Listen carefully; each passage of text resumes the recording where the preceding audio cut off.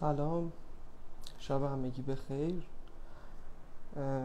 یه چند دقیقه صبر کنیم یه تعدادی به لایو اضافه بشن و شروع کنیم. خب بامداد عزیزم که اضافه شد،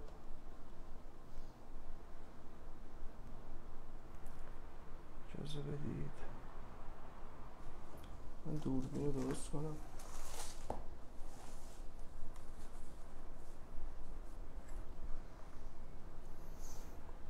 خب فکر میکنم که این بهترین حالتش باشه.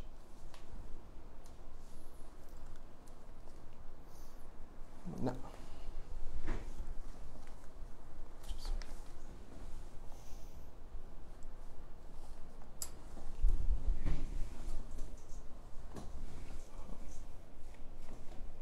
بهتر شد.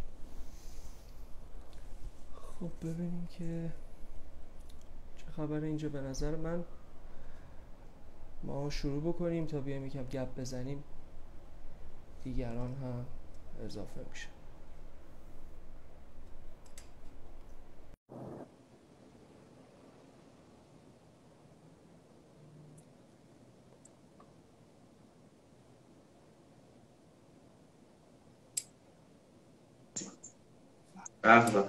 آقا سلام، مخلص. سلام علیکم. خوبی؟ شب شما بخیر. شب شما بخیر. ما هم اینوری شیم یا شما آره، میشید چیکار کنیم؟ اگر که شما هم افقی بذارین فکر کنم که بهتر باشه. افقی کن. منم اینوری. فقط افقیمون خیلی چیز نشه. دیگه چیکار کنیم؟ مناسبات جا نشه. الان اینجوری عالیه. خب صدای من داریم جا راحت نمیشیم. الان نه، حالا همینجوری هم باشیم خوبه دیگه. ما گوشی رو از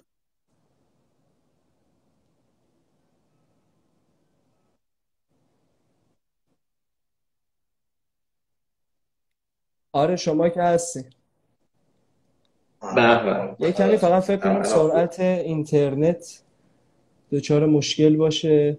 شما یه کمی دیلی دارید فکر کنم. یکم صحبت کنید ببینیم چه جوریه، یا من دیلی دارم. نمیدونم الان من خیلی صدا رو بد نمیشنوم. خب آره الان کیفیت تصاویر برام منم الان آره منم صدای شما رو الان خوب میشنوم. خب خوبی؟ خسته نباشید. مرسی. تبریک میگم بابت جوایزی که 2 هفته پیش دریافت کردیم و تبریک دومم این که 2 تا فیلم همزمان توی یک ایونت پخش شد. هم اولی که حالا برای بامداد جان اینجایه تبریک داره به خاطر اینکه هر 2 تا کار شما توش مشترک بودی. من بخوام یه مقدمه شروع بکنم با یه بحثی که توی نشست خیلی بهش پرداخت نشد بخوام شروع بکنم. یکی راجع به این داستان کارگردان مشترک است که شما خیلی دوست ندارید کارگردانی مشترک انجام بدین، اما به طرز خیلی جالبی هم هر 2 تا کاری که میبینیم که کار اول و بعدم کار دوم کارگردانی مشترکه. این چیه داستانش؟ از چی اتفاق میفته؟ حالا اون بگیم کار کلاسیه و حالا مجبوریم ما اینا، این یکی چی جوریه؟ آره حقیقتش اینه که حالا آره اون یکی یعنی فیلم اول که همه چیز از همین سالا شروع میشه بیشتر به دلیل اینکه کار کلاسی بود و باید همه برای کارگردانی فیلم تحویل میدادیم خیلی ها 2 نفره کار کردن و واقعا هدف اصلی فیلم قبلی این بود. و حالا من خودم مثلا اگر دوباره برگردم اینو باز تنهایی میسازم چیزه. ولی در مورد این فیلم دوم میگم یه نکته داره. من اگه دیگه احتمالاً باز مشترک کار نکنم مگر با خود آرین. و اینم یک چیزی که داره اینه که ما از بچگی با هم دوست بودیم یه بازه خیلی زیاد و از اون موقع هم یه سری پروژه‌های حالا خیلی کوچیک‌تر از فیلم با هم کار می‌کردیم و این یعنی چیزا یعنی همو میشناسیم و خیلی توی خیلی از موارد والا مکمل همیم. یعنی خیلی ترکیبای خوبیم. یه جاهایی که من بیشتر حساسم مثلا من بهترم مثلا چیز یه جایی هست که آریان خیلی بیشتر حساسه و به خاطر همین این مسئله ما خیلی خوب همو درک میکنیم توی این موارد و حالا اینجا چی خیلی شد که جواب میده. ولی باز هم تصمیم من گرفتیم جانم میگم چی شد حالا تصمیم گرفتیم مشترکاً همه کار بچه‌ای کردیم فیلم بسازید حالا با هم. آره قضیه این بود که حالا این آریان خودش توضیح بده بهتر باشه، ولی قضیه این بود که آریان یه ایده ای داشت که حالا ایده فیلمه که اینجوری بود که در مورد همین فضای مجازی اینا برای دوستانی که ندیدن آره کار خوبی ایده. میکنی احتمالاً ولی یه سریا ندیده باشن.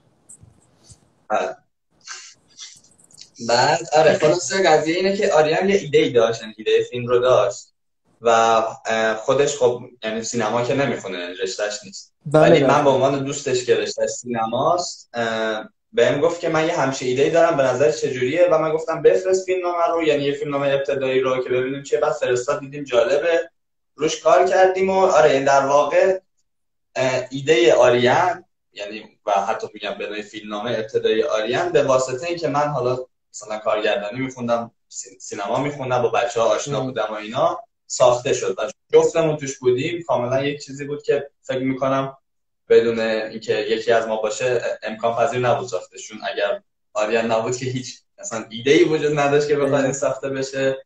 حالا یکم هم وقتی که رشته سینما نباشه و اینا سخته فیلم ساختن تنهایی، باید حداقل یک سری آدمی داشته باشه که وصل باشن به بچه‌ای که توی کار فیلم اینا هستن، چون فکر کنم خیلی دشواری دقیقاً داشته.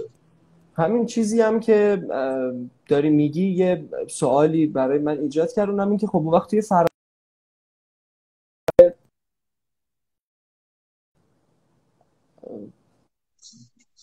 من بار دیگه هستم. سوال میپرسی؟ الان آره من نمیدونم اینترنت ها چه اتفاقی داره میفته براش. میخواستم بدونم که توی این جریان تولید این تعاملی که داری میگی اونجا چطور اتفاق میفته، با توجه به اینم که آریان، حالا خود آریان هم میتونید جواب بده، این که رشتهش سینما نیست، اون وقت توی فرآیند تولید این تعامل چطوری اتفاق میفته؟ حالا تا قبلش یه ایده میاد و یه کسی که تخصصا داره سینما رو واحدهاش رو دنبال میکنه توی فیلمنامه کمک میکنه به فیلمنامه مشترکاً نوشته میشه اینجا خود، ولی توی تولید اون وقت این تعامل چجوری اتفاق میفته؟ خب یه بخشی که دکوپاژ رو خیلی خوب مثلا بامداد نقش بیشتری داشت توش، حالا قبل از اینکه بریم سر صحنه و اینا، و خب یه سری چیزا اضافه کرده بامداد که من مثلا اگه دستم بودم مثلا به فکرم نمیرسید و از دانش دکوپاژی که بامداد داشت خیلی استفاده کرد. سر فیلم برداری هم یه سری جاها تقسیم کار کردیم، مثلا رج و اینا رو کلا بامداد داشت، اینکه مثلا طرح درس دقیق استاد چی باشه که استاد میخواد درس بده، یه درسی بالاخره باید بده روی تخته، مثلا این کامل با من بود. یه سری تقسیم کارهای اینجوری داشتیم که اتفاقا برخلاف چیزی که اکثر آدما فکر میکنن که دوتا کارگردان اختلال ایجاد میکنه، اتفاقا خیلی کار راحت تر میکرد. خیلی جا مثلا بامداد میرفت استراحت، من کارگردانی میکردم، خیلی جا برعکس میشد و یه جورایی در واقع کار آسون‌تر میشد دیگه، تقسیم میشد رو دوش دو نفر، یعنی تقسیم یک وظایف در چیزی هم واقع. آره یک چیزی هم که هست که حالا به فکر می‌کنم خصوصیات آدما مربوط میشه که در اینجا هم به نظر من مکمل خوبی بود، اینه که حالا من توی خود نشست هفته فیلم گفتم مثلا در مورد بازیگر استاد مثلا آریان خیلی بهتر هندل میکرد و من یه چیزی رو متوجه شدم که این خیلی بده، یعنی اگر بخوام بعد داشته باشم باید یا آریان جیبی داشته باشم همراه هم که این توی مسئله کمک کنه، یا اینکه خودم یه آریان درونی در این زمینه‌ها ایجاد کنم که بتونه و اینه که من دیگه بعد از اینکه با عوامل تا یه حدی مثلا سر و کله میزنم نظر میدم، بعد از اینجا میگم اوکی دیگه، یعنی واقعا حوصله یه حدی بیشتر مثلا سر و کله زدن نرم. حالا مثلا توی پست پروداکشن هم اتفاقات زیاد میفته، حالا اینجا که خود آریان مثلا تدوینگر بود، ولی حالا مثلا در مورد صدا، مثلا رنگ، چیزهای مختلفی که وجود داره، یا خود میگم بازیگر و اینا، مثلا اگه من خودم تنهایی بود، چون بعضیا مثلا مخصوصا اگه حرفه‌ای‌تر باشن، یعنی کار بیشتری کرده باشن، کمتر به حرف آدم گوش میدن دیگه، یعنی بیشتر این شکل. ولی آریان مثلا خیلی خوب با اون آدما اینقدر سر و کله میداد و بالاخره اون اتفاق میفته. و میگم اگر من بودم احتمالاً یک سری از زمینه‌ها واقعا خیلی همطور فیلم میگفتیم باشه دیگه برو ان شاءالله فیلم بعدی. و آره به خاطر همین این خیلی به نظرم چیزی بود که برای من خیلی باعث شد که خیلی به نظرم فیلم بهتر بود. و اگر من خودم تنهایی فرض کنیم که آریان فقط ایده رو میداد مینوشتیم بعد من می‌خواستم تنهایی بسازم اصلا به خوبی دارم. متوجه شدم. توی صحبتات گفت که تدوین کار آریان یعنی مشترک نبوده تدوین. من فکر کنم یادم میومد که توی تیتراژ اسم هر دو تو خورده. فقط آریان تدوین کرده؟ آره تدوینگر آریان. من یه سری کمک‌های مثلا دستیار تدوین بودم عملاً یه سری جاهایی مثلا یه کارایی کردم ولی نه تدوین با آریان. حالا خرکاریاشو دادیم با یه چیزی که با توجه به رشته تحصیلی آریان که فکر می‌کنم کامپیوتر میخونه درسته؟ بله. میخواستم بپرسم مربوط میشه به موضوعی که فیلم داره. مسائلی که عموما خب روزمره هستن و توی پلتفرم های اینستاگرام یا یوتیوب میان و یک حجوی ازشون ساخته میشه.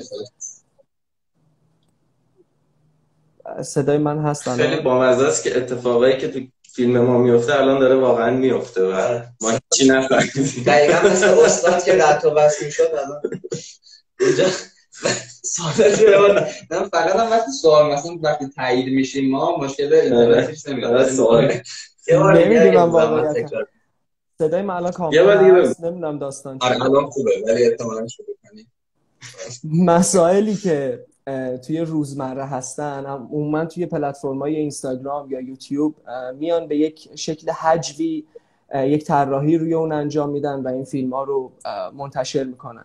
حالا توی مسائل روزمره این چنینی انتخابشون برای ساخته یه فیلم خب یه خطری رو یه بحرانی رو که در واقع پیش روی کارگردان میذاره اینه که خب مثل شمشیر دولبه است. از طرفی مخاطب به شدت راحت میتونه ورود کنه به موضوع و ارتباط برقرار کنه باهاش. از طرف دیگه این مسئله هست که ممکنم هست به راحتی پس بزنه موضوع رو به خاطر اینکه به شدت روزمره است و در طول روز باهاش درگیره. این چالشه توی این فیلم چطور پافراتر از این گذاشت به نحوی که تبدیل بشه به یک فیلم سینمایی آرتیستیک؟ این اتفاق افتاده چطوری تماشاگر پسش نمیزنه و این موضوع رو اتفاقا باهاش ارتباط هم برقرار میکنه؟ حالا بشه توی خود موضوع صرفا سوالم تا بعد به فضا و اتمسفر فیلم هم میرسیم.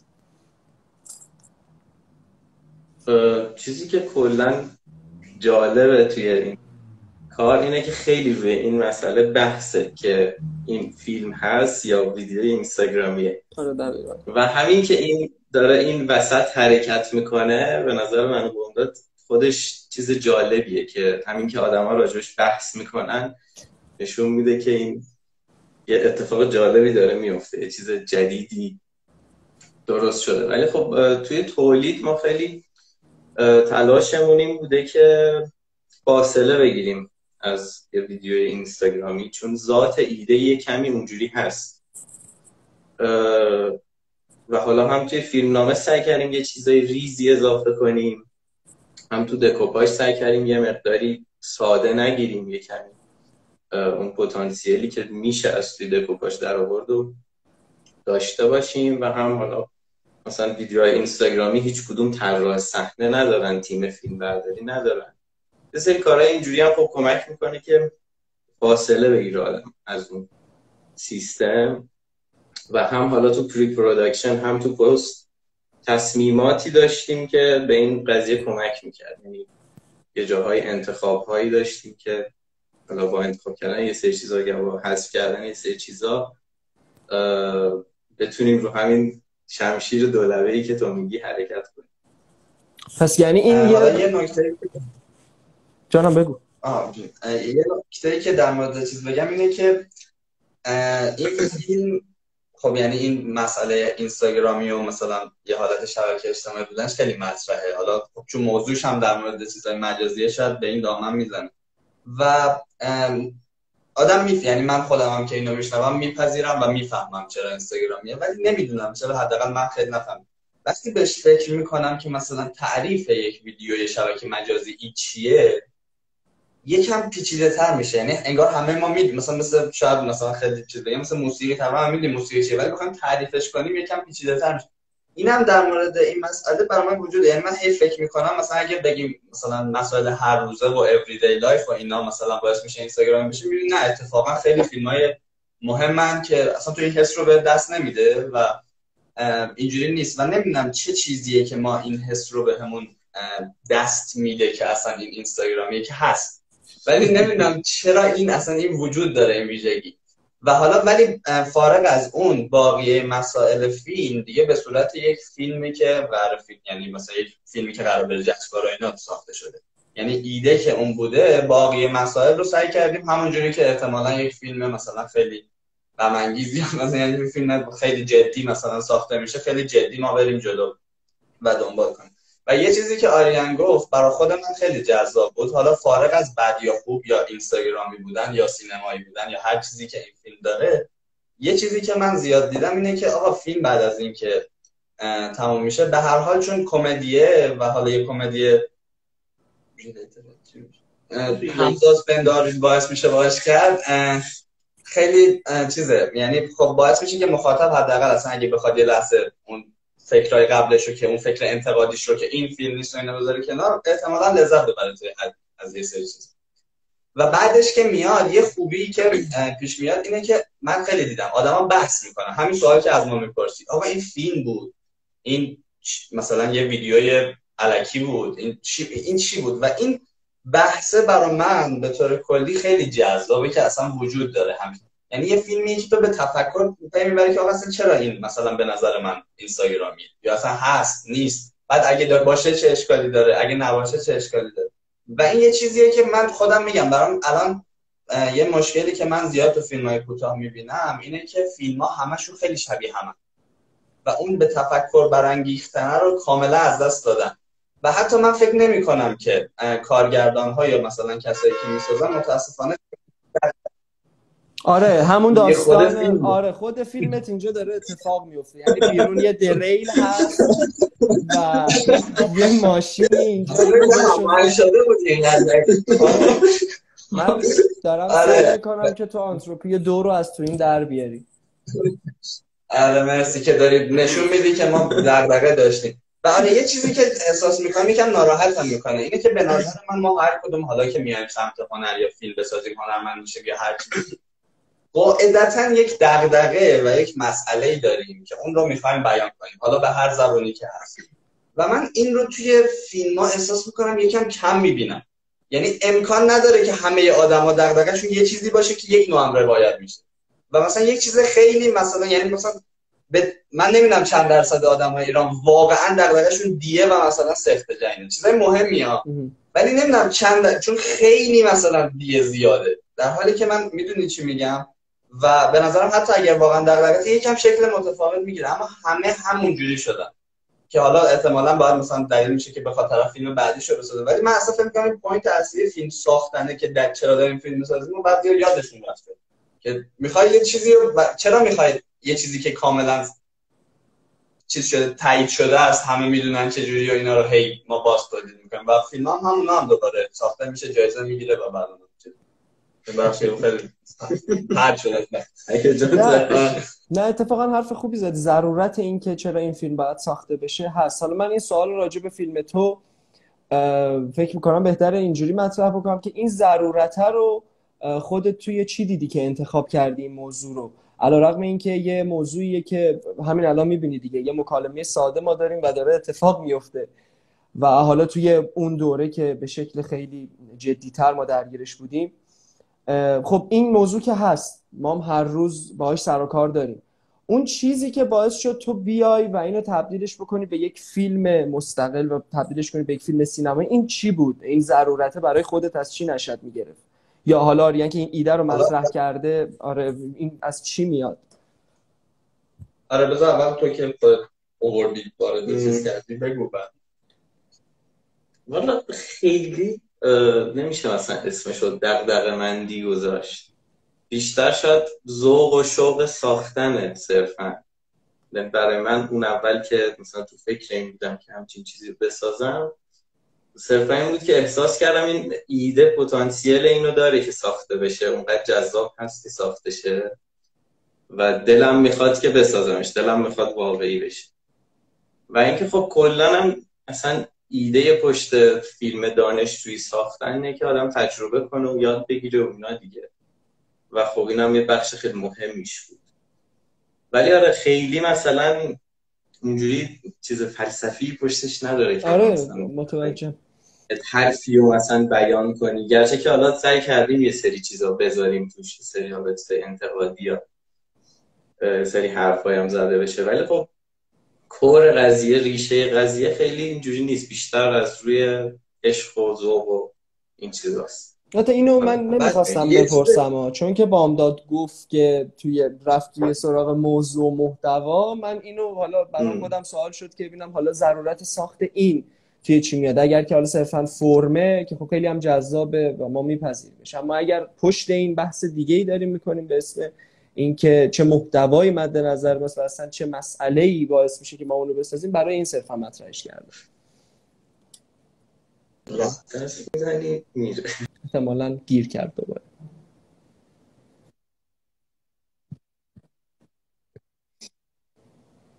اجازه بده.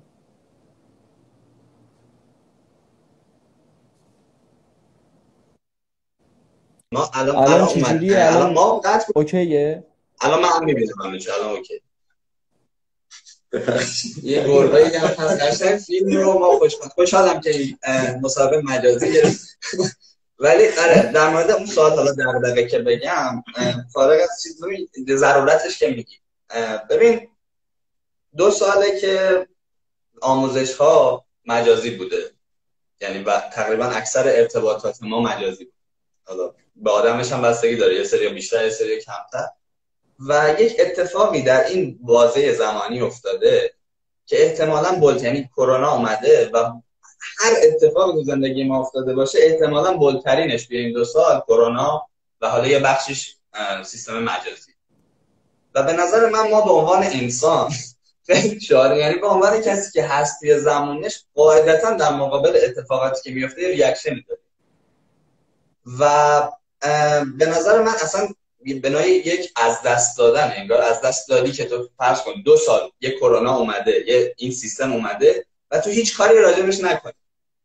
یعنی به نظر من حالا هر کسی که مثلا احتمالاً وقتی مثلا یک پزشک وظیفش اینه که مثلا در همچین یه اتفاق اینجوری میفته مثلا بیماران رو درمان کنه مثلا فلان، ما هم مثلا من که سینما هم انتخاب کردم وظیفه که حالا نمیشه گفت، ولی احتمالاً یکی از چیزایی که دارم اینه که یک کاری با این کرونا بکنم، اون چیزی که توی اون کاری که من تو فیلدش هستم.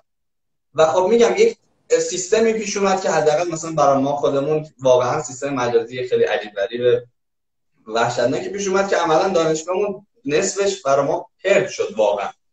و یه همچین چیزی اومد و خب میگم به نظر من برای هر کسی آقا تو باید، یعنی باید چه نه، ولی خب قاعدتا یک نظری روش داری. حالا ممکنه توی یک متنی بنویسی راجبش، ممکنه یه چیزی و حالا این یکی از چیزایی که فیلمه. و من بازم بخاطر همین مثلا یکم میگم که ناراحتم، چون آقا فقط من نبوده دیگه، تقریبا تمام آدمایی که تو ایران بودن این رو گذروندن، تمام آدمایی که توی ایران در این 2-3 سال بودن این رو گذروندن. ولی بازم مثلا تو خیلی توی حتی همین جشنوارهایی که برای تو دوران کرونا برگزار شده فیلم راجع به کرونا کم می‌بینی، یا راجع به یه همچین، حتی خود جشنواره‌ها هم کم تمرکزشون رو روی میذارن.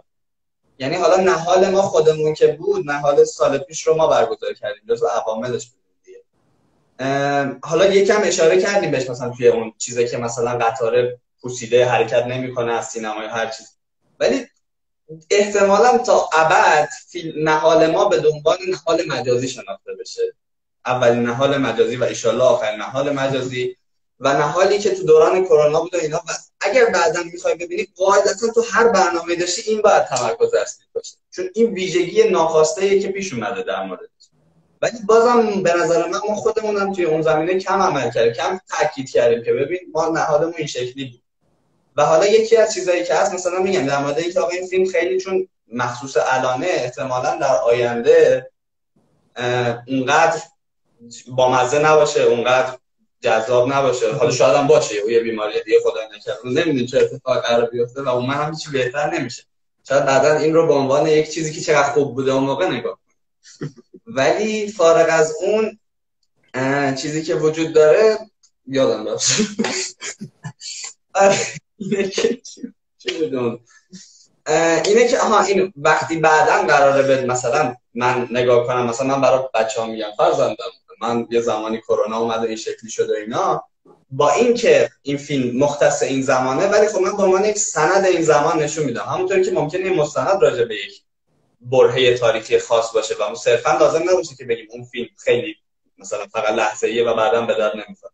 هم مثلا ما داریم راجع به جنگ جهانی میبینیم، مثلا خب بعضی موقع اسپسیفیک راجع به مثلا هیتلره و خیلی مثلا بحث گنده تری هم نداره که چیز باشه، ولی ما نمیگیم اون مختص اون زمانه، چون داره اون زمان رو نشون میده و اینم به نظر من یکم یه همچین کارایی داره این زمان ما رو نشون میده، ما بندگان خدایی که مجازی فارغ التحصیل. یه ماجرای دیگه هم که داره اینه که ما خب تو این 2 سال انقدر خودمون غرق این قضیه شدیم، غرق کلاس آنلاین و روابط آنلاین شدیم که پوچی ماجرا رو نمیبینیم. یعنی ما یک سری چیزهایی رو از دست دادیم نسبت به کلاس حضوری و اتفاقایی داره توی کلاس آنلاین میفته که توی کلاس حضوری اصلا احمقانه است، یعنی اصلا غیر قابل تصوره و ما خیلی عادی با این مسائل برخورد میکنیم، نگاه میکنیم و سر کلاس میریم و اصلا واسمون چیز عجیبی نیست. و عجیب دیدن اینها، یعنی دیدن این که ما چقدر اتفاق عجیبی واسمون افتاده، امیدوارم که قطع نشده باشه. آره اینکه ببینیم که ما الان تو چه وضعیتی هستیم و چی اوکی. این خودش خب جالبه و جای فکر داره و شاید یکی از کارهایی که میشد توی این 2 سال انجام داد راجع به کرونا همین بود که ما اصلا یه ذره دقیق‌تر ببینیم این وضعیت رو و واقع بینانه تر ببینیم که واقعا چه اتفاقی داره میفته، چه تفاوت‌هایی ایجاد شده. این مسئله بین فیلم اینستاگرام موندن یا فیلم سینمایی موندن، این از اولم این چالش شما بود که روی این مرزه حرکت بکنیم یا که این سوال ایجاد بشه، یا اینکه نه تمهیداتی در نظر گرفته شده بود برای اینکه کاملا از این فضای اینستاگرامی دورش کنه اما بازم توی تله حالا نظر دیگران و قضاوت دیگران افتاد؟ کدومش بود؟ ببین وقتی که حالا ببخشید که من زودترش رو میکنم، وقتی آریان ایده رو داد و ما نوشتیم و برای خیلی یعنی وقتی ایده اومد ما میدونستیم که این یک چالشی هست که قطعا این ایده رو وقتی ما چیز کنیم خیلی قراره بگن که این اینستاگرامیه. و وقتی هم مثلا فیلمنامه رو میدادیم خیلی ها میگفتن که این یا یکی از دیگه از چیزهایی که مثلا بهش انتقاد وارد بود که مثلا داستان به صورت خیلی چیزی، یعنی داستان خیلی ساده داره، بیشتر ایده محوره و یه ایده است. و این چیزی بود که میگم یعنی ما احتمالاً واقعا اگر سینمایی ترین آدمای دنیا رو، حتی مثلا سینمای پست مثلا بلاتار هم بگی بیا این ایده رو بسازه، قطعا دیگه به خاطر صرف ایدهش این بحث پیش میاد که این سینماییه یا مثلا چیزه، مثلا این اینستاگرامیه. و مسئله این بود که آره خیلی به ما گفته میشد در طول حین ساختن و این حرفا و ایراداتی که بود میدیدم که نه نمیشه، یا حتی یک چیز دیگه ای که حالا من نمیدونم چرا اینو میگم، خیلی هم گفتم اصلا ممکن تئاتری باشه صرفا چون یه لوکیشنه. من خیلی اصلا عجیب بود چون این قطعا تئاتری نمیتونست باشه بنا به 1000 تا موهداتی که مثلا داشت، ولی این 2 تا چیزی که میگفتن یا اینستاگرامی یا چیز، میگم صرف اینکه فیلمنامه اومد ما باش مواجه بودیم و اتفاقا خیلی از آدمای مثلا آکادمیک تر هم بیشتر اتفاقا مشکل دارن با فیلم، یعنی مخاطب عامه‌تر بیشتر لذت میبره چون اصلا خیلی به این فکر نمیکنه که حالا نوازنده آکاردئونم اومد الان، من دیگه درو بس. آره این به خاطر مطرح بود، ولی من که دیدم اولا در مورد این قضیه که مثلا بخوایم داستان بهش بدیم یا نه که شاید یکم سینمایی تر بشه، من احساس میکنم و آریانم هم عقیده بود که اگه ما داستان بدیم ما میخوایم اتفاقات رو روش بولد کنیم و تاکید کنیم. ما اگه داستان بدیم اونا میره تو حاشیه و هدف این نبود. یعنی آشنازادایی که اینجا هست و این شوخی که با چیزا هست و خوشبختانه حداقل توی سینما میبینی که مخاطب داره میخنده و لذت میبره و ارتباط داره. این چیزی که توش وجود داره اگر به نظر من ما میرفتیم سمت اینکه بخوایم یک داستان مثلا فرض کن یه دانشجوی اون عاشق اون یکی میشه یا یه چیز اینجوری توش بدیم، به نظر من خراب میشه. در مورد اون قضیه هم من و آریان با هم صحبت کردیم، گفتیم که ببین این انتقادیه که وارد میگن که اینستاگرامی اینجوری شده، آیا به نظرمون هنوز ارزش داره که ما فیلم رو بسازیم یا نه و متعهد باشیم بهش، که واقعا بعضی موقع دچار شک میشدیم جفتمون که اصلا بسازیم نه، چون خیلی حالا خوشبختانه تو جشنواره موفقیت کسب کرد و نهال هم الان هستن، ولی خیلی میگفتن اصلا احتمالاً جشنواره قبول نشه چون این به خاطر این سبب. ولی یه کاری که کردیم این بود که گفتیم آقا ما یا قراره بسازیم یا نسازیم. اگر قراره بسازیم تمام دیگه انرژی و چیزمون رو بذاریم و حتی مثلا کسایی که احساس کنیم که خیلی با فیلم حال نمی‌کنن رو تو شرکت نریم، چون اینم به طبق تجربه خیلی مهمه. کسانی که فیلمو دوست دارن بیان فیلم رو بسازن، حتی ممکنه سری آدم حرفه‌ای‌تر باشن ولی اصلا ما اول میگن فیلم اینستا بیخود مثلا اینجور چیزاست و این ذهنیت تو رو هم خراب می‌کنه. اینا رو گذاشتیم کنار، گفتیم آقا ما میدونیم اینا باش چیزیم و حالا بسازیم. ولی وقتی ساختیم دیگه تمام تلاشمون رو کردیم که تا حد ممکن سینمایی بسازیم. یعنی اینا که چیزی هست. دکوپاژمون درست بود، خیلی سعی کردیم درست باشه. حتی آریان مثلا برای اینکه چیز باشه، مثلا آریان خب میگم سینمایی نبود دیگه، مثلا برای اینکه چیز باشه خودش هم تدوینگر بود، قبل از اینکه فیلم ببینه رفت چند تا فیلمی که توش کلاس فیلم برداری شده چیز شده همه اینا نگاه کرد، چیز کرد که کلی تحقیق پشتش بود، کلی ریسرچ انجام داد، اینجوری داشت که چجوری تصویری اصلا فیلم بشه، مثلا چجوری از باقی المان ها ما اون رو و الان خوشبختانه به نظر من اگر فیلم رو ببینی فارغ از همه ایده‌اش، اصلا فیلمنامه رو بذاری کنار یا هر چیزی صرفا فیلم رو نگاه بکنی میبینی که دکوپاژ و کارگردانی خانش پذیری داره، یعنی رندوم نیست، تصادف فکر شده روشون اومده، حالا چه بد چه خوب یک قصدی پشتش. یک چیزی هم که هست اینه که من و بامداد هدفمون همون اول کار این بوده که فیلم کمدی باشه، یعنی هدف خندوندن بوده و این چیزی که بهمون نقدی که خیلی بهمون وارد شد که مثلا داستان نداره فلان اینا، یا خیلی ها نقد وارد کردن که ما زود میفهمیم که ماجرا چیه و بعد از اینکه ایده لو میره دیگه فیلم چیزی برای عرضه نداره. خب ما میتونستیم جوری بچینیم اتفاقات رو، فیلمنامه رو که بیننده آخر فیلم یهو بگه آها مثلا فلانه، ولی خب اتفاقی که میفته این بود که دیگه کمدی نمیبود، یعنی تو اگه آخر این فیلم بفهمی قضیه چیه هیچ کدوم از اینا طنز نیست و به همین خاطر دیدیم که نه داستان اضافه کردن کار خوبیه نه دیرتر رو دادن و خوشبختانه موفق هم بوده دیگه، یعنی توی اکرانا به نظر میاد که طنز موفقی داشت. مثلا موقعیت اون کمدیشو ایجاد میکنه. یک چیزی هم که یک بحثی هم که روی حالا این ماجرای اینستاگرامی بودنش داره اینه که مخاطب فیلم ما عمدتاً قشر دانشجو هن دیگه، یعنی این فیلم برای قشر دانشجو جذابه و سوالی که هست اینه که یعنی مسئله که من خودم با این قضیه دارم اینه که خب ما اگه مخاطبمون یه همچین آدمایی هن، این خیلی هم اتفاق بدی نیست که یه ویدیو یه فیلم به سمت ویدیو اینستاگرامی شدن حرکت کنه یه کمی، به جاش اون وقت میتونه توی اینستاگرام مثلا یه مقداری چیز بیشتری داشته باشه و فقط محدود نمیشه به قشر کسایی که فیلم کوتاه میبینن و جشنواره میرن و فلان و اینها و خب این به هدف فیلم نزدیکتره دیگه، به مخاطب فیلم نزدیکتره، این که خب کلا هم این ماجرای جدیدیه، ماجرای اصلا این که ویدیوی اینستاگرامی اصلا یک کانسپت جدیدیه که ما تازه باش روبرو شدیم و اینکه یک مرزی بین سینما و اینستاگرام باشه این خودش یه چیز خیلی جدیدیه که شاید خیلی هم نشه مثلا نقد منفی بهش وارد کرد. اصلا این اتفاقیه که داره میفته، زندگی ما داره این شکلی میشه.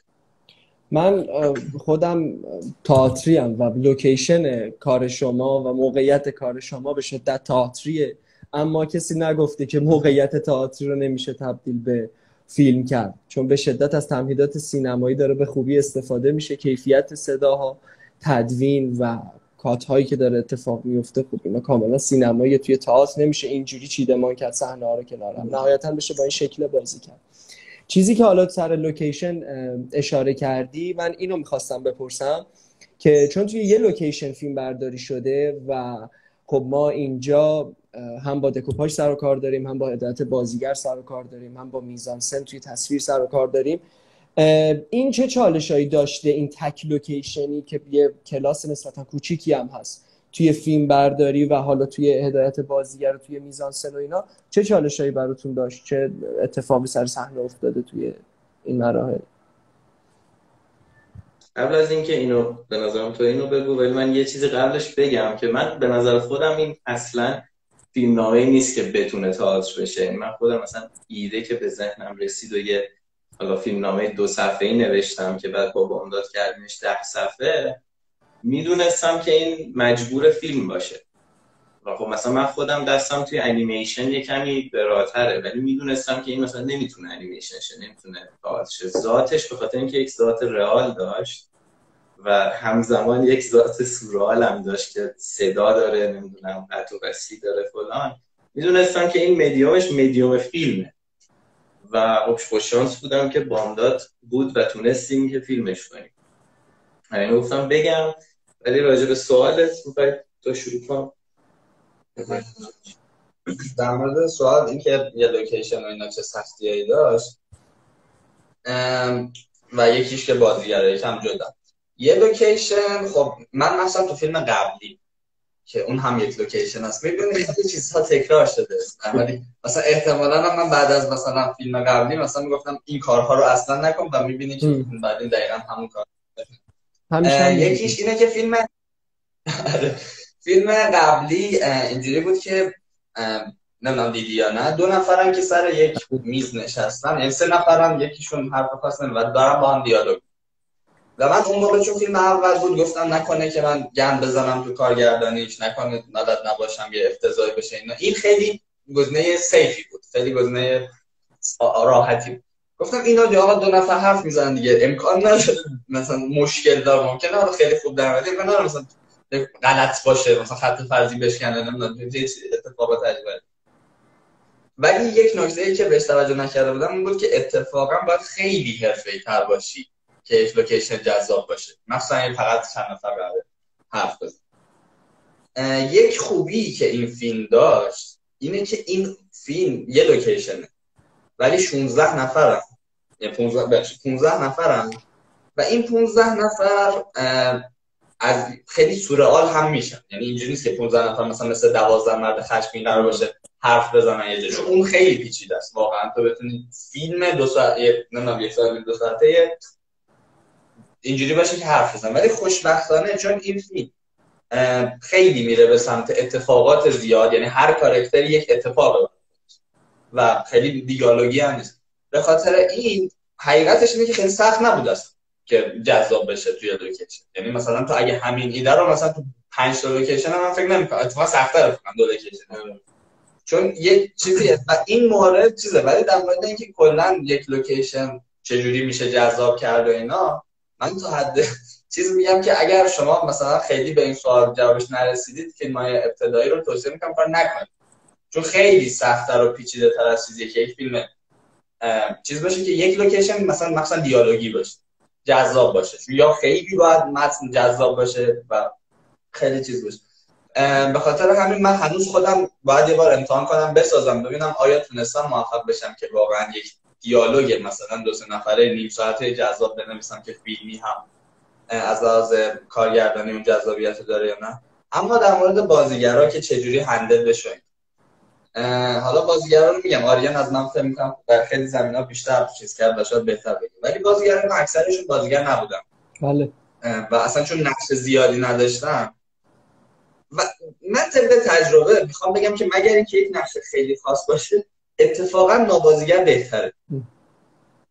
چون بازیگرا اولا که خب چند لایو ممکن خیلی از آدم به، ولی بازیگرا یکم پیچیده تره سیستم کار باهاشون و خب میخوان دیده بشن. یعنی مثلا احتمالاً یکی از دلایلی که منم با خود میخوان دیده بشن و اگر مثلا یک سری نقش داری که مثلا مثل این نقشای کوتاهیان، احتمالاً خیلی از آدمایی که بازیگران مثلا نگم بخوان هی بگن اینجوری هم بکنیم که من بیشتر دیده بشم، اینجوری اونجوری ولی خوشبختانه چون اینا همه بیشتر دوستامون بودن، یعنی اول ما استراتژی رو گذاشتیم بر این اساس که هر چی اتفاقا دورتر از آدم‌هایی که فیلمیان سینماییان، چون میدونستیم که نقششون کوتاهه و ممکنه دوست نداشته باشن، حال نکنن، یا مثلا بخوام بیشتر باشن دیگه، به جز استاد که نقش زیادیه و اون بازیگر بود. و آره این رو انتخاب این شکلی کردیم و خوشبختانه یعنی حداقل در این مورد که کسی به من بگه آقا من اینجا بیشتر باشم اونجوری باشم، خیلی ما این مسئله نداشت. ولی خب از یه طرف کمتر چیز بودن و البته بلم نبود، ولی 2 تا اتاق بود و اتاقی که فیلم برداری بود، یعنی اون کلاسی که توش فیلم برداری بود، دیدی که تیم فیلم برداری هم سر صحنه واقعا بیشتر از همه، مثلا از 5 صبح بیدارن تا مثلا 12 شب و دارن همه چیز رو مثلا فیکس میکنن، اصلا واقعا میخوان. بعد ما مثلا دیر شده بود، چیزا داشتیم میمردیم، مثلا چه میدونم تیم صدا، تیم هر کی اونجا بود دستیاره که همه در حال مثلا افسردگی، مثلا این چه کاری بود دیگه، سینما رو میذارم کنار دیگه اصلا فکرشم. بعد اون سمتی اون اتاق بازیگرا بودن و مثلا همه آهنگ دلای دلای دلای اتاق همه اصلا جایی میرفتی اونجا قشنگ وارد یک جهان دیگه، همیشه به بازیگرا بیشتر خوش میاد. آره و مثلا خیلی بامزه قشنگ، یعنی 2 تا چیز کاملا متفاوت که یعنی این سمت قشنگ مرگ رو میدیدی، گریت میگرفت پشت صحنه، اون سمت مثلا چیز بود. و جالبه که بیشتر مثلا کسایی که با اینکه حتی بازیگر هم نبودن غالبشون، بیشتر کسایی که مثلا این مشکل داشتن مثلا میگفتن چرا غذا دیر شد، ما باید زود بریم، بازم تیم بازیگری بوده، خیلی مثلا میدید اون طرف داره همه میمیرن، مثلا مرگ رو به چشم میبینن، ولی اون سمت داشتم. ولی خب این که این شکلی بودن و خیلی با هم دوست شدن، چون خیلی از کارها من از بچه‌های دیگه میشنوم اینه که توی تیم یا مثلا تو بازیگرا خیلی دعوا پیش میاد یا خیلی حرفای پشت سر هم بزنن، ولی این چون چیز بود و رفاقتی بود، خوشبختانه باعث شد که ما اگه مشکلی هم بود اینا، این جو دوستانه تیم بازیگری خیلی کمک کنه که تو کار باشن و از حوصله‌شون سر نره و مشکلی پیش نیاد. از این در مورد بازی گرفتن آدیان صحبت کنم، چون من خیلی فهمیدم که خوب بازی چی؟ خیلی بازی گیر خوبی نیست. این حالا این که بامداد میگه بچه‌ها با هم خیلی دوست شدن اینا، از این جنبه هم جالب بود که 2 سال دانشگاه تعطیل بود و هیچ اتفاق اینجوری نمیافتاد و این فیلم باعث شد که یه جمعی توی یه کلاس دانشگاه رخ بده، ایجاد بشه که واقعا هم بچه‌ها دانشجوان و هم دوست شدن و این خودش خیلی شیرین بود که موضوع فیلم راجع به کرونا است و توی پشت صحنه‌اش یه همچین اتفاق شیرینی داره میفته. راجع به بازی گرفتن، خیلی از بازیگرها خودشونن، واقعا خودشونو بازی میکنن و حالا ما یه کمی ادیتشون کردیم ولی خیلی فاصله نداره مثلا با خودمون. خیلی جاها هم سعی کردیم که باهاشون تمرینای اگزاجره انجام بدیم، مثلا اون پسره که اول فیلم ته کلاسه که میگه استاد من صدای شما رو نمیشنوم، قراره که یه کمی لات باشه مثلا یکم، چون اول فیلم ما نمیدونیم ماجرا چیه، به نظر میاد که مثلا داره تیکه میندازه دیگه، یه ذره نقش لات داره. برای اینکه بازیش در بیاد، مثلا یه سشن داشتیم که داشتن با بامداد دعوا میکردن و فحش میدادن به همدیگه و این قانون رو گذاشته بودیم که نمیتونیم همدیگه رو تاچ کنیم، نمیتونیم برخورد داشته باشیم با هم، که این کلامی این لات بودنه در بیاد. مثلا این تمرینای اینجوری که میکردیم باشون باعث میشد که بهتر در بیاد. یه مقداری هم توی خب تدوین و گزینش و اینا سعی کردیم که یک دست‌تر کنیم. مثلا اون پسره که چیز میخوره یک کمی اگزاجره تر از بقیه است. ما سعی کردیم مثلا پلانایی رو برداریم، قسمتایی رو انتخاب کنیم که اول فیلم مثلا یه مقداری اگزاجره بودنش کمتر شه. البته ما بازیگر هم داشتیم تو دانشگاه، مثلا شقیق و اینا، مثلا واقعا مثلا محیطی یه سری از بازیامون نمیشد، مثلا ما بعضیا رو مثلا گفتیم آقا تو خیلی شبیه خودتی و اصلا یعنی قبل از فیلم ما اینو در نظر اصلا داشتیم که این میتونه بیاد و این نقش رو به خوبی بازی، ولی یه سری از نقشا خیلی مثلا یکی از محیطی که قسمت شلوغم دستشه، همونه که صدای محیط بود، صدای بوق و اینا، اون کسی بود که توی اصلا فیلمنامه ابتدایی اصلا پسر بعد به طرز عجیبی، من نمیدونم حالا دقت کردی بشه نه، پسر بازیگر کمه، من نمیدونم چرا. خیلی خیلی کمه، عجیبه ولی خیلی یعنی کم. مثلا تو آره. و ما یعنی فیلم در ابتدا ذهن ما هم به جفتمون پسریم و اینا، احتمالاً به خاطر ریلیت کردن و اینا بیشتر کاراکترها پسر بود. بعد میگفتیم یکم مثلا تطبیق بدیم و اینا، ولی محیطی رو مثلا تو ذهن ما پسر بود.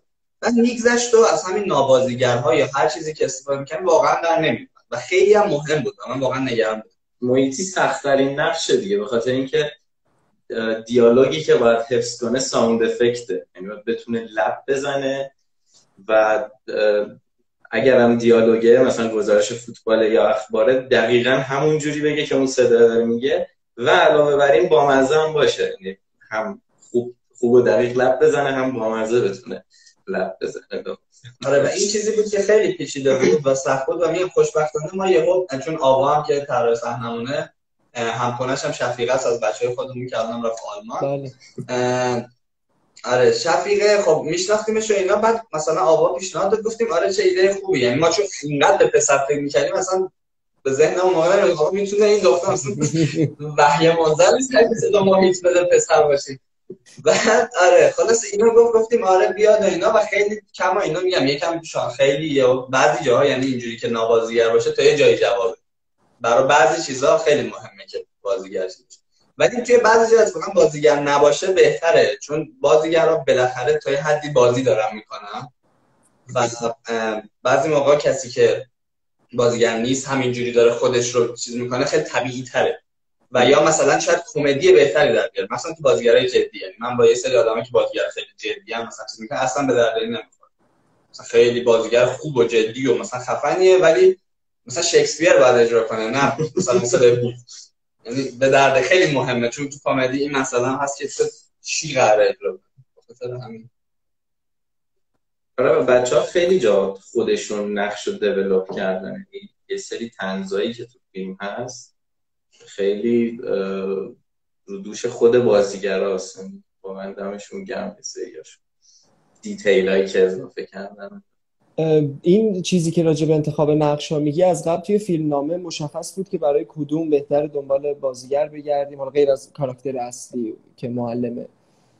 بین اونا مشخص کرده بودی یا موقعی که وارد تمرینات و تولید شدی متوجه شدی؟ نه ما برنامه ای نداشتیم. یعنی ما فراخوان دادیم و حالا یه سری بازیگر اومدن توی فراخوان ثبت نام کردن و فرم پر کردن، یه سری هم نابازیگر و بعد آدیشن شدن و گزینش شدن و اینا. ولی خب تو کار دیدیم که مثل این که هم یه سریا خیلی خوب خودشون رو بازی میکنن، همین که کسایی که خودشون آدمای طنز پردازیان خیلی انگار به درد این کار میخورن. راجع این به چیزی نبود که از قبل. تدوین که یه چیزی گفتی، خب این فیلم خیلی روی تدوین سواره، یعنی که تا حدی که آثارش رو توی بازیگری هم داریم میبینیم. کسی دیگه ای میتونست تدوین بکنه به نظر خودتون؟ چون یه مسئله‌ای که پیش اومد، من چون تحریریه این دوره هم دستم بود و سر نقد کار شما احسان آجرلو که داشت مینوشت، حالا نمیدونم نقدش خوندیم یا نه، خب معتقد بود که از نیمه فیلم به بعد این لوپی که پیش میاد و این اتفاقاتی که هی دیگه در هم میشه و ما این مرز رو کاملا از دست میدیم و همه چیز تقریبا، حالا به اصطلاحش میتونیم بگیم فانتزی پیش میره و بچه رئالیستی خودشو تقریبا یه کامل از دست میده. تدوینگر به خاطر اینکه خب خود کارگردانم بوده، از همه پلان ها خب نتونسته بگذره و خواسته به هر قیمتی که شده همه اینا توی این باشه و این از قضا همون چیزی بوده که چون توی نیمه اول فیلم وجود نداشته، فیلم داشته خوب کار میکرده و از اونجا بعد چون دیگه همه چی در هم شده فیلم تقریبا میفته. یکی که نمیدونم چقدر اینو قبول دارید، جدای از این میخواستم بدونم که کس دیگه‌ای به ذهنتون رسید که اصلا تدوین بکنه یا اینکه نه معتقد بودین که هیچ کس نمیتونه و خودمون باید وایسیم بالا سرش؟ این چجوری بوده داستانش؟ راجب سوال اولت که آره من و دامدو الان هر دو خودمون قبول داریم که یه مقداری آخرای فیلم از ریتم میفته. خب برای نهال میتونید آخرای درستش فیلم کنید. خیلی متاسفانه نه. ولی برای اگر جای دیگه باشه احتمالاً آره واسه نهال نرسیدیم. ولی تدوین این کار به خصوص آخرش خیلی کار سختی بود، چون که تو خیلی زیاد آزادی داری، خیلی همه چی در همه، ولی همزمان یه سری محدودیت ها هم داری. باید یه سری چک پوینت بذاری که مثلا یاداوری ها خیلی نزدیک به هم نباشه، دور نباشه، یه سری اتفاقا نمیتونه بعد از سری اتفاقا بیفته و خیلی پیچیده است. و مسئله‌ای که پیش اومد این بود که بیشتر خیلی چالش روانی داشت تا مثلا چالش دانشی یا چالش تکنیکال، و مغز آدم خسته میشه از یه جایی. مثلا 3-4 ماه پای تدوین این بودم و دیگه اصلا نمیفهمیدم دارم چی ادیت میکنم، یعنی کاملا فاقد معنی شده بود فیلم برام. و انقدر دیده بودم و انقدر هی ریویژن انجام داده بودم این بود که به خاطر این دیگه رسیدیم به یه جایی که من دیگه نمیتونستم خیلی انتخابای درستی انجام بدم، که حالا یه مدت که گذشت، یه ماه که گذشت، الان دوباره فیلمو میبینم میتونم مثلا تشخیص بدم که خب این تیکه چیز. ولی راجب این که آیا کسی دیگه ای میتونست تدوین کنه یا نه، بکنم تو اگه با صحبتی بهتر باشه، چون تصمیم بامداد بود که تدوینو من انجام بدم. در مورد سوال، یعنی یه چیزی که من خودم هم، یعنی من اتفاقا اکران که شد بیشتر دیدم که آره مثلا باید قسمت شروع حتما یه تیکه‌اش کم شد. تازه همینم که می‌بینید خیلی کم شد، یعنی در طول زمان ما هی کم کردیم، چون یکم کم کردن هم دو تئوری خیلی راحته. یعنی مثلا وقتی میگی که خب کمش میکنم، ولی مثلا منم بعضی موقع میشستم باریم بگم اینجا هست چون میگم اینجا هست چی، این مشکل پیش میاد. یکم خیلی برخلاف چیزی که آدم فکر می‌کنه پیچیده‌تر میشه. ولی یک خوبی که آدم نسبت به نهال داره، یعنی الان نهال داره به نسبت هفته فیلم، یعنی که ما صداگذاریش رو الان بیشتر کار کردیم و از ریتم نمیفته. شاید یکم طولانی بشه ولی الان دیگه حداقل به واسطه صدایی که ما روش بیشتر کار کردیم اون شکلی از ریتم خارج نمیشه و اون شلوغیه رو حفظ می‌کنه. از یه جایی خیلی هم نمیتونه کوتاه بشه، چون باید به اون نقطه برسه که استاد بگه بسه، یعنی مثلا اینجوری که یعنی اعصابش خورد بشه و اون نقطه چیز مهمه بالاخره که توش اتفاق بیفته. اگه یکم هم کوتاه کنیم احتمالاً خیلی زود چیزی نشد. ولی کلا خیلی فیلم صداییه، به خصوص آخراش خیلی صدا محوره. ما برای هفته فیلم صدامون خیلی راف بود، هنوز کامل نشده بود و خب این خیلی هم چیزی که بامداد گفت خیلی ریتمو مینداخت. و علاوه بر حالا تدوین، صدا خیلی خیلی زیاد روی اون قسمت موثره که چه حسی به آدم میده، ریتمو نگه میداره. یعنی یه نکته خیلی جالب بگم که سوالت نیست ولی اینو من چند وقت پیش تو همین صدا فهمیدم و به تدوینم مربوطه. و ما ببین یه بالاخره تدوین کردیم و اون موقع که تدوین کرده بودیم، چون حالا اون نسخه‌ای که شما هفته فیلم هم یعنی دیده شد یا توی سایه که یکی بودم، نسخه‌ای بود که صداگذاری شده بود ولی صداگذاری خیلی راف و ما سریع 2-3 روز رسوندیم و اینا که برسه. و اینجوری بود که ما می‌دیدیم تا همین چند روز پیش، یعنی 1-2 روز پیش همچنان داشتم میگفتیم خدایا ما چطور اون موقع درسته که چشم عادت کرده ولی خب این مشخصا داره مثلا ریتمش میفته، یعنی آروم چجوری ما نفهمیدیم. و من یک نکته‌ای رو پی بردم بهش که این خیلی جالبه و به نظرم آدم میتونه بهش فکر کنه و خیلی کمک حاله و کسی من ندیدم. وقتی تو یک کاری رو قبلا انجام دادی چه درست یا غلط، اون موقع یک دلیلی داشته که اون کارو کردی و این در مرور زمان که میره خیلی وقتا یادت میره. من یه کاری که کردم این بود که گفتم آقا این اینقدر ریتمش افتاده با صداگذاری، برم نسخه قبل از صداگذاری که آریان همینجوری صدا گذاشته بود روشو ببینم. بعد اونو که دیدم به واسطه اینکه خب صداگذاری نشده بود، صدا ممکنه یه جای دیستورت شه، یکم پرش داشته باشه. اون آنتروپی خیلی بهتر در اومد. یعنی ما اونو دیدیم و گفتیم آقا شروع دیگه این خوبه. ولی مثلا تو صداگذاری که اومد حرفه‌ای شد و خوشگل شد و اینا اتفاقا اون کم شد. و به خاطر همین این یعنی یه توصیه که وقتی یه جاهایی میریم برمیخوریم بعضی موقع آدم خوش فکر کنه من اون موقع یک دلیلی داشته مثلا فلان کارو کردم دیگه، یکم بهش فکر کنی ممکنه یه چیزی به ذهنت برسه که آها پس میشه اینجوری هم. این یه چیزی بود که یهو الان در جای. در سوال دوم که در آریان یکم کلا که چرا آریان باید تدوین میکرد، به نظر من آریان آدم حالا چیز آدم تا یه حدی پرفکشنیسته که بعضی موقع این مسئله خیلی اذیت هم میکنه مثلا هیچ اهمیتی نداره مثلا دیتیلی که قراره تغییر کنه، ولی آرین مثلا به شدت روی اون حساس. ولی به نظر من پرفکشنیست بودن حالا با همه بدیهاش یه خوبی داره و اونم اینه که تو از یک، یعنی من برای آریان اگر بگم مثلا قشنگ اینم بوده چون از بچگی هم دوست بودیم، مثلا من می‌خواستم بگم که آقا من یه چنل میخوام درست کنم واسه خودم، چند تا چنل که توش مثلا یه جا چیزایی که قراره یادم بمونه رو بنویسم توی تلگرام، مثلا یه چیزی و میخوام این رنگشون فرق کنه با هم که مثلا چیز باشه من اینا رو قاطی نکنم با هم از هم. بعد تو همونم که مثلا با آریان میدادم، آریان یک طرح گرافیکی میزد براش اصلا نیاز نبود، یعنی صرفا مثلا. و یک ویژگی هست که تو خیلی آدمای کمی هست، حتی تو بچهای خودمون که سینماست و به نظرم این خیلی ویژگی مهمیه. حالا توی زمینه‌های مختلف ممکنه یکی توی فیلمبرداری باشه، ممکنه یکی و حتی مثلا ممکنه یه سری از آدمای بزرگی که فیلم بردارن یعنی این ویژگی‌ها نداشته باشن، تدوینگرن، نویسندن، اینه که تو تا یه حدی اصلا نتونی بپذیری که من از یه لولی پایین‌تر کارو انجام بدم. و این چیز مهمیه که به نظر من آریان داره، یعنی تو با آریان هر چیزی بگی در سطح تماش از یه لولی پایین‌تر نمیده اصلا به. و این به نظر من خیلی مهمه که این وسواسه رو میذاره. و این فیلمه چون فیلم خودش بود و من حالا طبق تجربه‌ای که کار کردم با بقیه دارم، آدمای حرفه‌ای فیلم تو اصلا براشون خیلی مهم نیست. یعنی اون وقتی که باید اولا مثلا 30 تا کار همزمان میکنن که خیلی بده. یعنی مثلا ما الان با خیلی‌ها کار میکنیم واقعا طرف صرفا کار رو انجام میده و مثلا چون مثلا میگه همون روز باید 4 تا فیلم دیگه هم مثلا چیز کنیم توی خیلی از زمین و اون حساسیت رو نمیذارن رو فیلم. مثلا این فیلم که نیاز شدیدی داره به حساسیت. یک اینه، دو اینه که خیلی وقتا باز من با آریان راحتم، آریان خوش کارگردانه خیلی حرف گوش کن نیستم خیلیا و این هم توی این فیلم به شدت مهمه. و تدوین مهمه، مثلا تو سر کوچکترین جزئیات مثلا چه میدونم شاید بی اهمیت ترین مثلا پستی که توی فیلمم هست و وقتی با طرف حرف می‌کنی بعضی چیزا رو حاضر نمیشه عوض کنه یا گوش بده یا خیلی کلنجار جالب.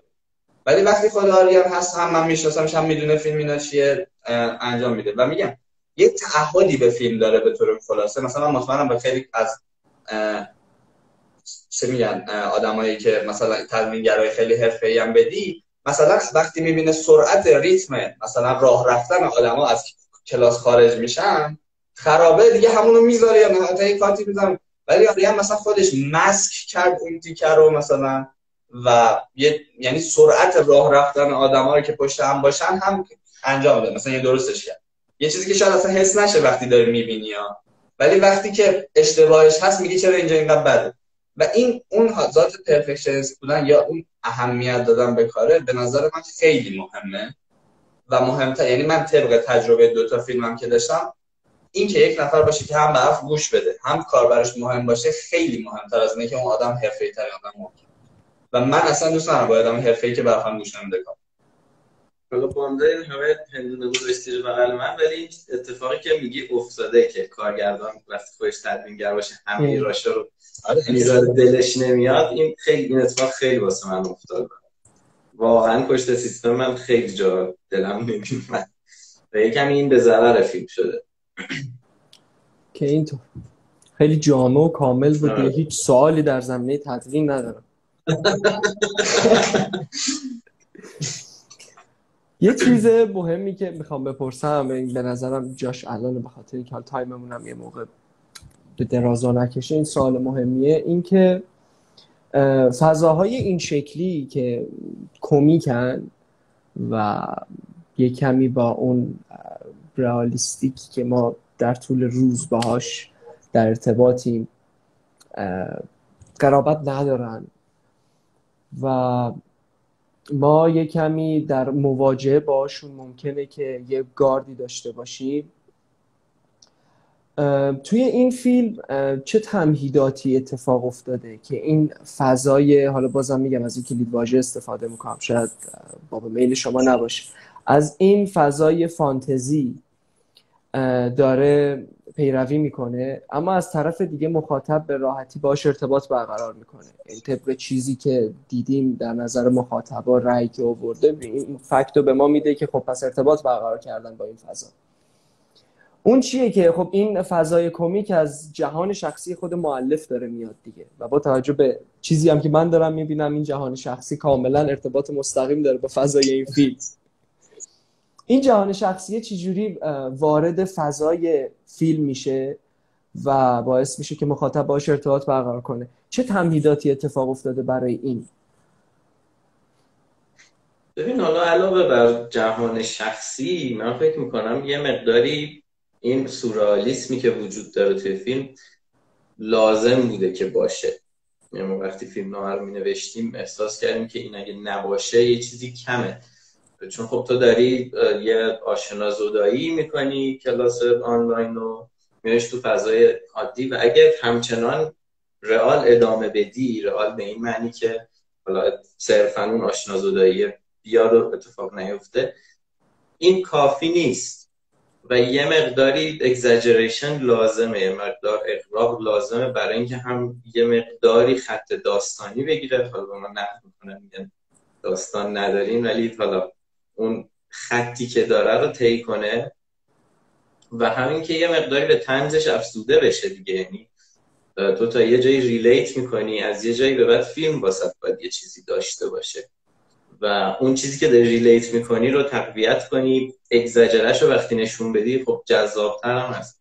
میگم من فکر میکنم که حالا بیشتر از این که بخوایم اسمش بذاریم جهان شخصی، این تصمیمیه که از روی منطق و از روی چیز اجرا شده روی فیلم.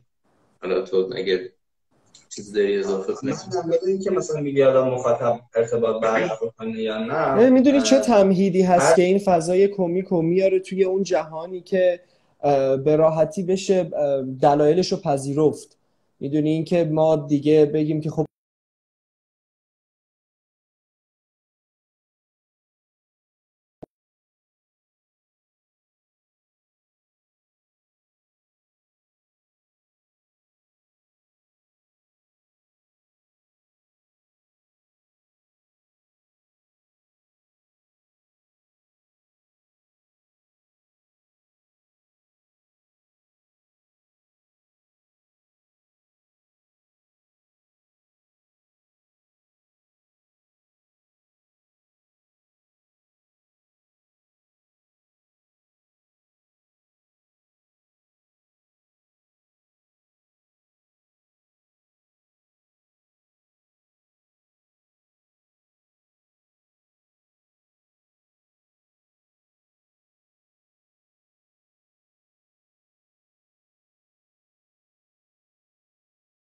کامنت نمیذاری الان اوکیه؟ آره الان اوکی. نمیدونم ما قطع میشیم یادم نمیدونم واقعا به خاطر اینکه صداتون میاد. اینترنت من آخه اوکی وصل بود، نمیدونم که چه اتفاقی میفته. آره سوالت رو اون بپرسه بعد یه زمان همیشه موقع سوالات هست. این فضای سورئالیستی که داریم میگیم چجوری ساخته میشه که این فیلم که ما دیگه دنبال دلایل جانبی براش نمیگردیم که بگیم حالا چی شد که اینجوری شد، به راحتی میتونیم بپذیریمش. چجوری وارد جهان رئالیستی مخاطب میشه این فضا توی فیلم؟ خب یه به نظرم چیزی که وجود داره که هم یعنی بخش اصلی کمدیش، یعنی چه نوع کمدیه و چه نوع فیلمیه، بر یه اساس خیلی ساده‌ایه و اونم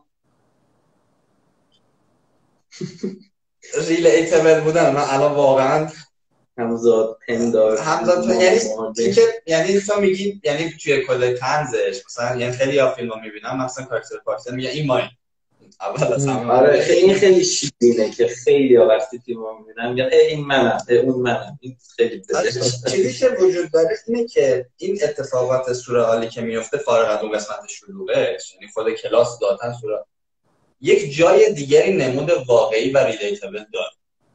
خب یعنی تو توی کلاس مجازی وقتی چیز می‌کنی همه شو دیدی، یعنی بعید می‌دونم کسی باشه که هیچ کدوم رو هیچ وقت ندیده باشه. یعنی قطع و وصل شدن استاد رو دیدی، یکی تاخیر داره رو دیدی، یکی وسط کلاس میاد رو میدیدی، یکی صدا مویز، همه اینا رو دیدی و این از اول فیلم حالا ندیدیش توی حالت واقعی، ولی این از اول فیلم این رو از اینجا بعد هی بهت میگه که یعنی این رو برات تو کل فیلم ثابت میکنه که آقا این الان تو اون چیزی که دیدی بیا ببین اون اتفاقات الان توی این حالت واقعیش ببین چقدر بامزه میشه. و خب حالا مخاطبای امروز هم اینقدر باهوش هستن که سریع این رو درک میکنن از یه جا به بعد دیگه، که میفهمن اینجوریه و این رو میپذیرن.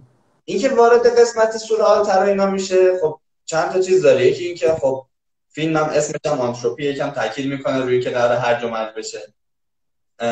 و اینکه اون چیزهایی که ما دیدیم همه اونها آروم آروم دیگه تو اینو کاشتی قبلا نورمالش رو معرفی کردی و بعد یواش یواش شروع به سورئال کردنش هی چیز میشه. احتمالاً اگه از اول فیلم مثلا شروع می‌کردین یکی صدا دیره اینجوری میداد اینا، خب یادتون میاد چی شد مثلا چه.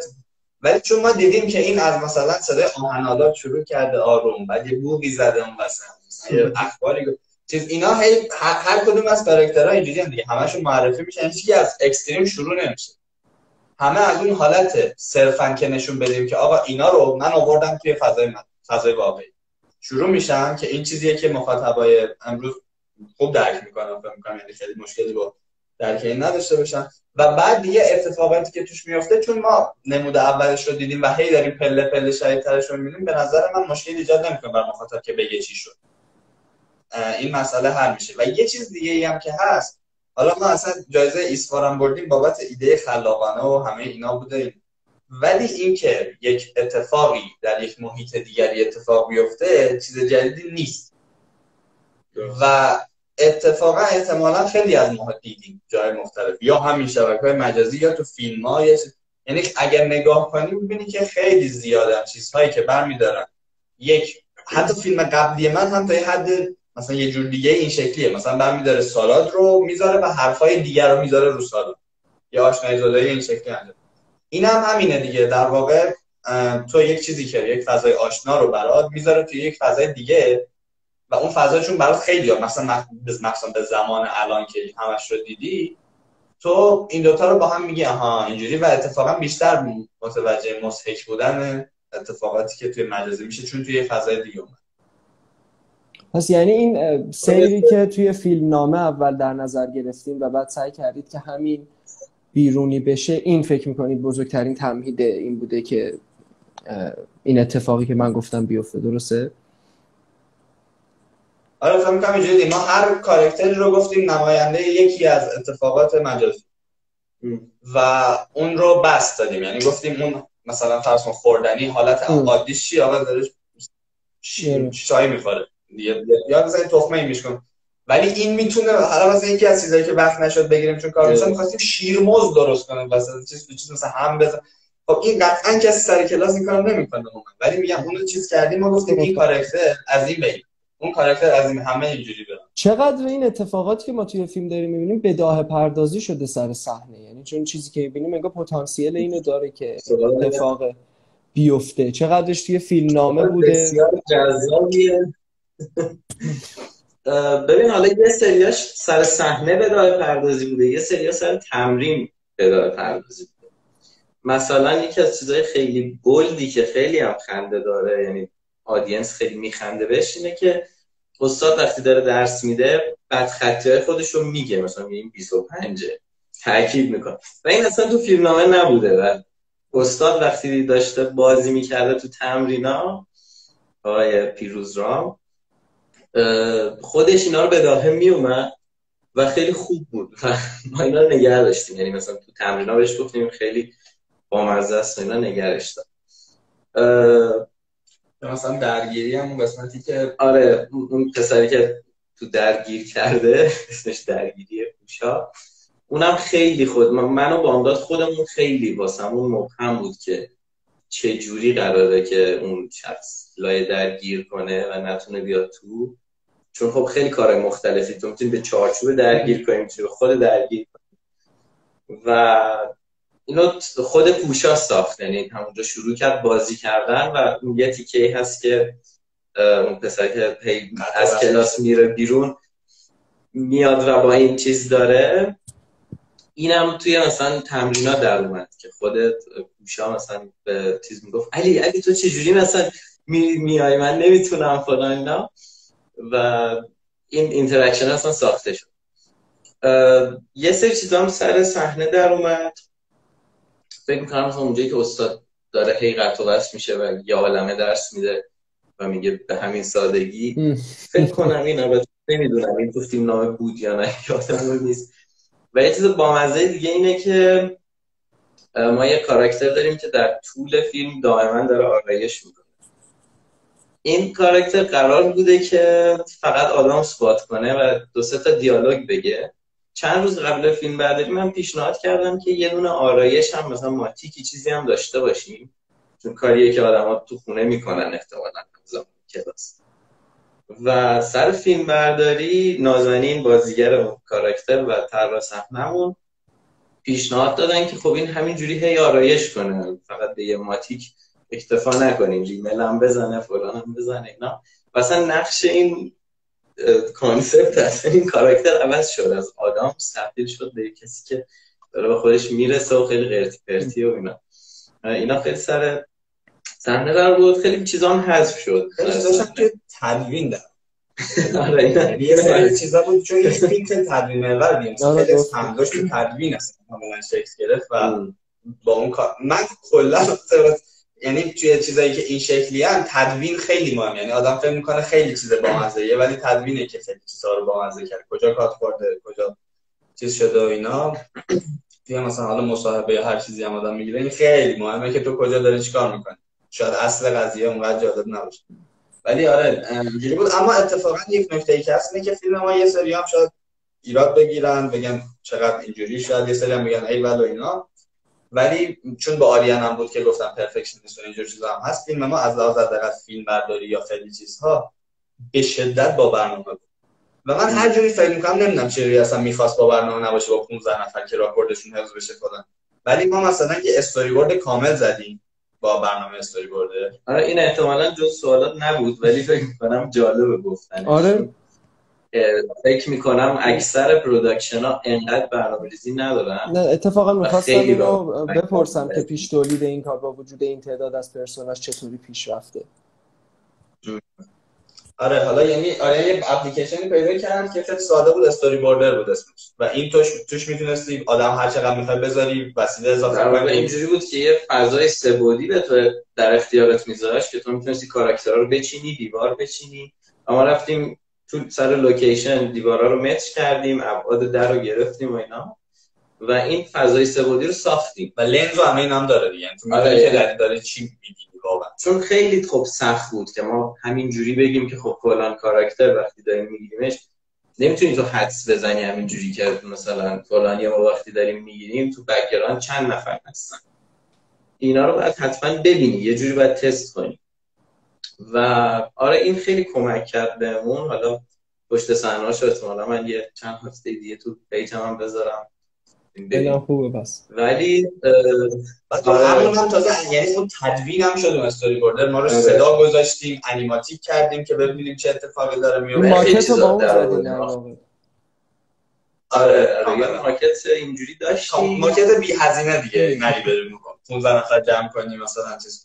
و میگم بعدش حتی برای رج و اینا مثلا ما یک سری مثلا یه شات لیست درست کردیم که حالا یه فایل اکسل بود که مثلا توش نوشته شده بود که تو هر شاتی کدوم شخصیت‌ها هستن، کدوم شخصیت‌ها نیستن و بعد اینو تو راحت میتونستی سورت کنی و بعد حتی مثلا لنزش چیه، مثلا این آدم چه جوریه، خیلی چیزایی که کاملا همه چی خیلی بر اساس برنامه و چون وقتم کم بود حالا یه سریشو مجبور شدیم مثلا تو رج سر صحنه یه سری چیزا رو تغییر دادیم، مجبور شدیم حذف کنیم که مثلا میگفتم این چیزا، ولی به طور کلی خیلی کمک کرد. یعنی حالا خیلی میگن که خوب نیست، بعد مثلا بستگی به فیلم داره، ولی وقتی به نظرم یه فیلم میگیری با 15 نفر خیلی سخته که همینجوری برسن. مثلا دانشجویی که مثلا تو یکی دو روز بعد تمامش کنه. خب پیچیدگی خیلی زیادی هم داره. مثلا تو خیلی از صحنه‌ها مثلا یه سری از کاراکترها هستن، مثلا وسط فیلم یکی از کاراکترها میاد توی کلاس، وسط فیلم یکی میره بیرون و خب تو سر فیلم برداری به همون ترتیب نمیگیری و باید بدونی که الان این شاتی که من دارم میگیرم فلانی سر جاش هست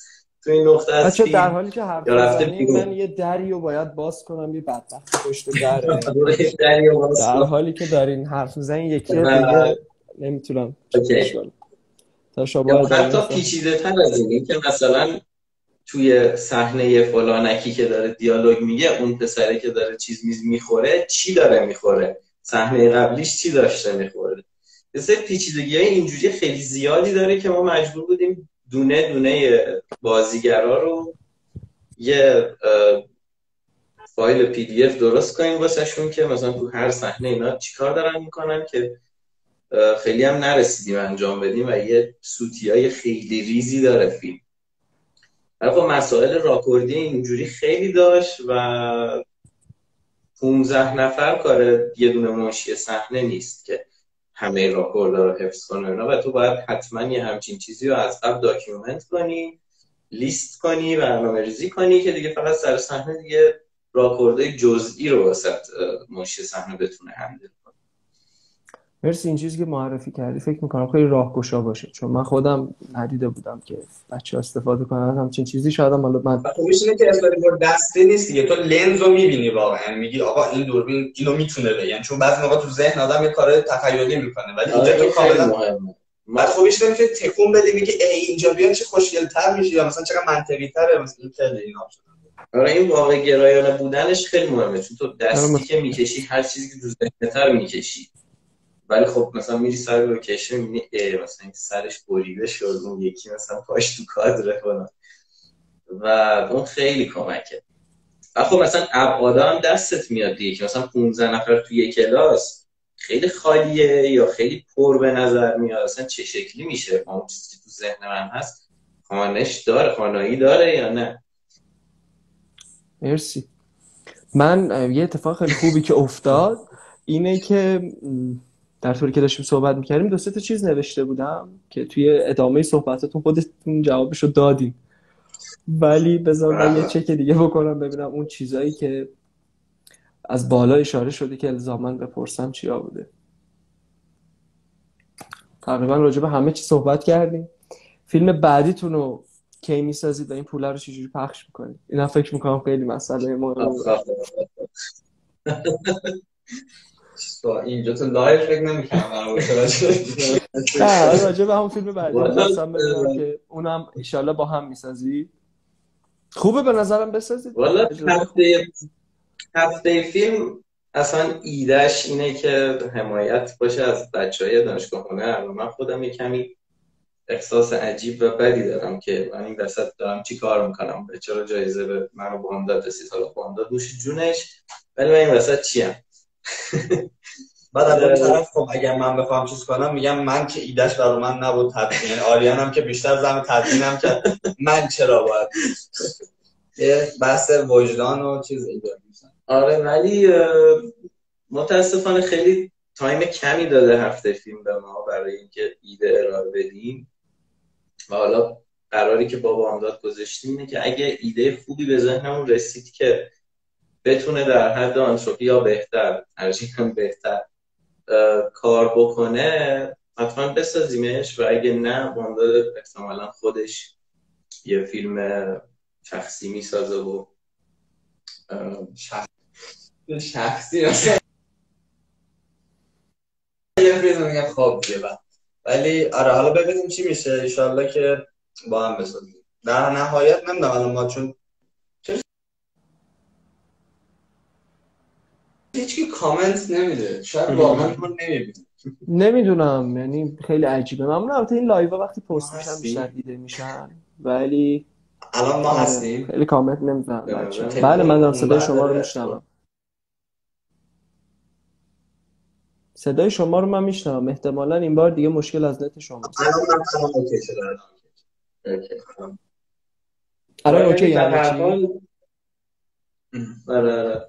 به هر حال اگه قرار بشه که با هم بسازیم، من خیلی دوست دارم که تا جایی ممکن عوامل از بچهای دانشگاه هنر درگیر کنیم، بچه‌ها بیان و اینا، چون که من خیلی این احساس رو دارم که خب این نباید اصلا به من میرسید و خب دوست دارم که اگه قراره که حالا منم دخیل باشم توی پروژه بعدی که ببینیم هستم یا نه، حتما تا جایی ممکن بچه‌ها رو بیاریم و ازشون کمک بگیریم. خیلی هم عالیه. خوشحالم که هفته فیلم تونسته اینجوری پرزنت کنه دانشکده رو. خدا رو شکر که توی نهال هم هستین و فیلمو میشه دوباره دید. امیدوارم که توی نهال هم اتفاق خوبی بیفته براش. که احتمالاً بیفته، چون تعداد زیادی از فیلم‌ها که آشنان، بقیه هم حالا تا ببینیم که چی میشه. اگر که شما صحبت پایانی دارید بگید، اگر نه که آروم آروم خداحافظی بکنیم و فکر می‌کنم تایممون هم زد بالای 40 دقیقه. آره خیلی فکر کنم بیشتر شد. این چیز میشه لایو ثبت میشه؟ چون نمیدونم مثلا یه آره تایمی اتفاقا میشد قدیم. آره میشه که سیوش کرد، ولی یادمه که توی نسخه قبلی اینستاگرام یه گزینه خودش می آورد برای پایان لایو و الان داشتم نگاه میکردم که گزینه‌ای نداره و داشتم فکر می‌کردم اون زبدره رو بزنم احتمالاً همه چی نابود میشه. آره انشالله که نمیدونم خیلی الان. از اینم یکی از اون مجازی میتونست باشه، مثلا که از المان‌هایی که مثلا کلی کار میکنی و همش میپره در یک دفعه. آره ولی این اتفاق الان نباید دیجیتال بیفته، خیلی. چون ما پیش بینی کرده بودیم دیشب با صالح شفیعی که این اتفاق ممکنه بیفته امشب و امیدوارم که نیفته. حالا دارم فکر میکنم که با چه تمهیدی میتونم اینو سیوش کنم. چون به هر حال یه ربطی به هفته فیلم داره، خیلی اتفاقات بدتری میتونه بیفته. همین که ما لایو آره تونستیم همین دقیقاً. با کامل بگیریم اون چیزی منفجر نشد. آره یکی خدا فقط اون مثلا آکاردئون زد بود. آکاردئون زد، اینم تصادف کرد، شما نشنیدین، این در دو جداره شد، من بستمش و یه دونه گریلم بود. ترکیه هفته فیلم آقا خیلی مخلصیم، شما واقعا خوش گذشت و اینکه هر صحبت پایانی اگر هر کدومتون که دارید ما میشنویم، اگرم غیر اینه که بگید تا شب خیری کنید دیگه. مرسی از اینکه دعوت کردین و دم شما گرم. ارادت وظیفه بود. حالا فیلم که اسپایل شد، ولی دوستان اگر بازم چی میگم متراقبن که فیلم رو ببینن، خوشحال میشیم بیان نهال و نظرشون رو بگید، حالا در نهایت هم جای دیگه بذاریم. و اینکه توی اینستاگرام هم یک اکران خواهیم داشت که توی یکم اینستاگرام بعد آره فیلم رو بیه، چون اینقدر گفتم مجازی، ما هم گفتیم باش و توی فضای مجازی هم دیگه واقعا فیلم اینستاگرامی دیگه همه میدونست. این شکل خیلی هم خوبه. عالی، انشالله که شما رو توی نهال میبینیم هفته آینده فکر میکنم و امیدوارم اتفاقای خوبی بیفته. خیلی مخلص. خیلی متشکرم. شبتون بخیر باشه. مرسی از صحبتاتون. شب شما بخیر. خسته نباشین. نه آقا لذت بردم. قربون شما. شبتون بخیر.